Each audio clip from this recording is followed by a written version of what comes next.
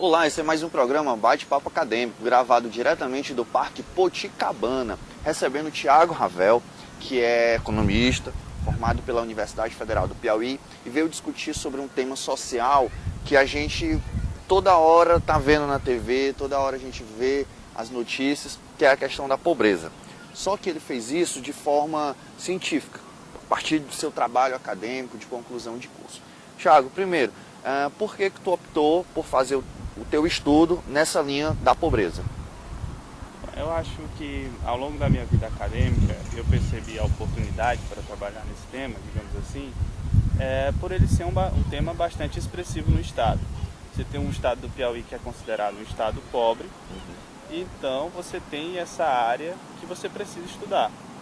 Quanto mais você conhece sobre esse problema, mais você pode munir o estado, né, de ferramentas para combate. Então você precisa conhecer o fenômeno para saber a forma mais assertiva de combater ele. Claro. Então essa função social talvez tenha sido o que me movimentou a estudar ela primeiro.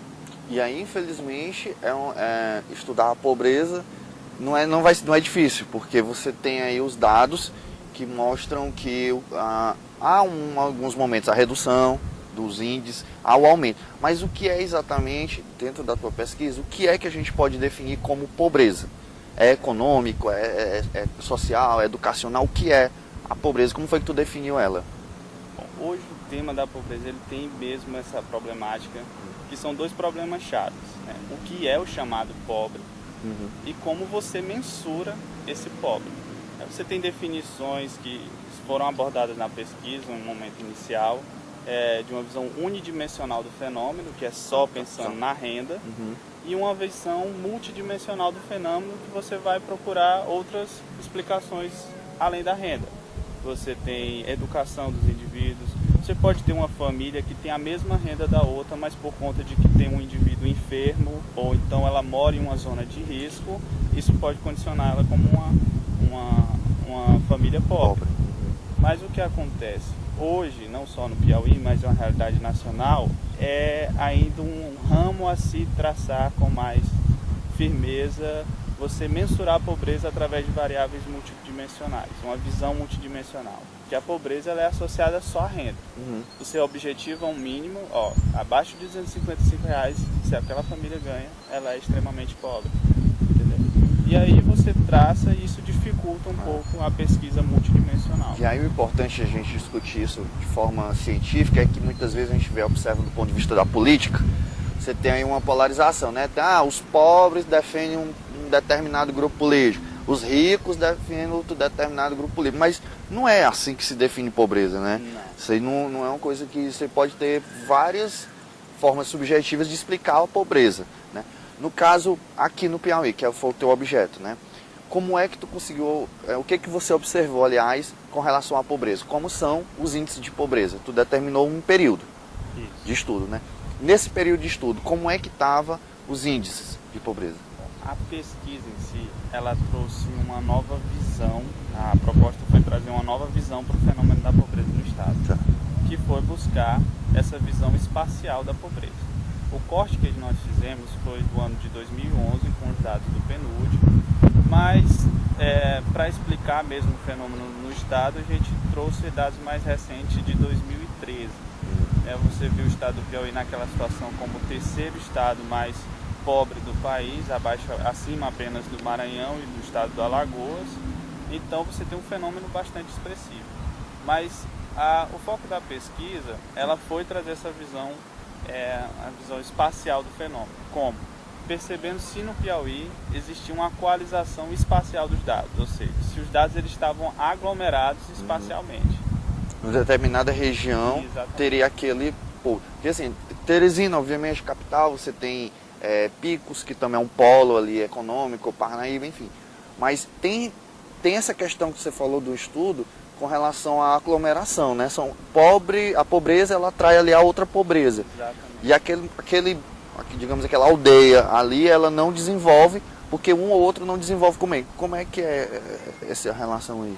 É bem isso. O resultado da pesquisa foi justamente esse. Você percebeu valores positivos. A única dificuldade que a gente teve quando a gente fala de pobreza na vizinhança, e principalmente pobreza na vizinhança como determinante da minha pobreza, eu como município, então você pensa o que é vizinhança. Aí nós definimos o que era vizinhança, usamos vários critérios e procuramos aqueles que fossem mais significativos estatisticamente. Então, vizinhos são os 4 municípios mais próximos? Não. Vizinhos são os municípios que fazem fronteira comigo? Vizinhos são os que estão em um raio determinado? A macro-região, Baixo Barreiro, mais... Exatamente. Então, são várias formas de aglomerar eles. Depois que eles aglomerados, nós procuramos identificar qual era o percentual de pobreza de cada um. E aí tem um termozinho que tu falou com relação a isso, né, da metodologia. A metodologia da econometria espacial. Pronto, explica para quem está assistindo a gente o que é isso. A diferença básica entre a metodologia da econometria espacial e da econometria convencional é que é justamente esse critério espacial.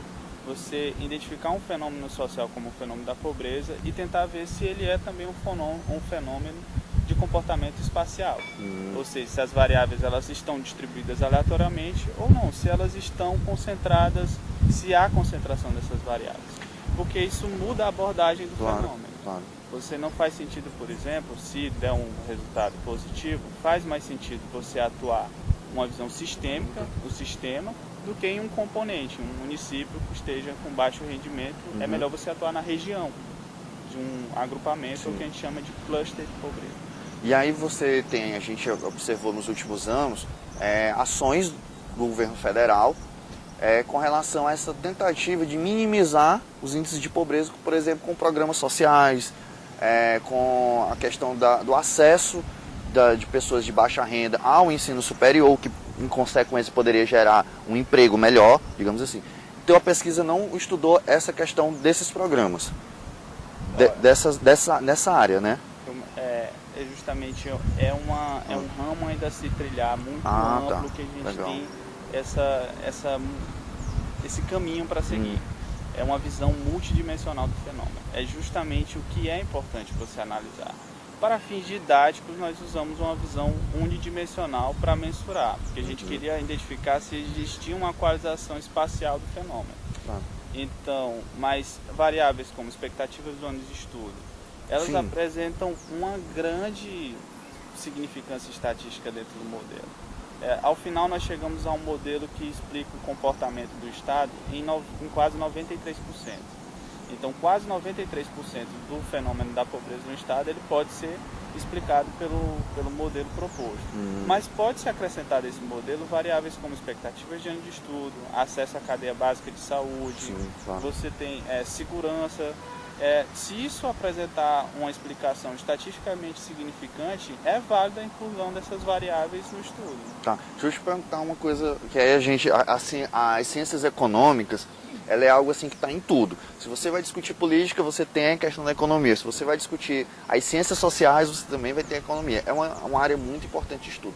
Mas me diz uma coisa, existe, como economista, me diz uma coisa, existe uma relação entre se uma determinada região, um aglomerado populacional, uma aldeia global, tem mais educação, digamos que teria menos pobreza, ou se ao ter uma determinada região com muito índice de pobreza, tem um índice também de violência. Existe como mensurar essa relação? Sim, a metodologia da econometria espacial ela é muito oportuna para esse tipo de estudo.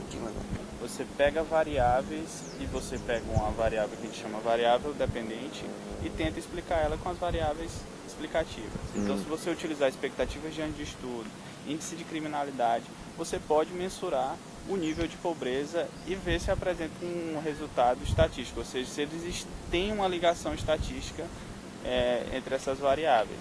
Aí você pode chegar, como por exemplo, um resultado bastante oportuno, muito expressivo do nosso trabalho, foi identificar que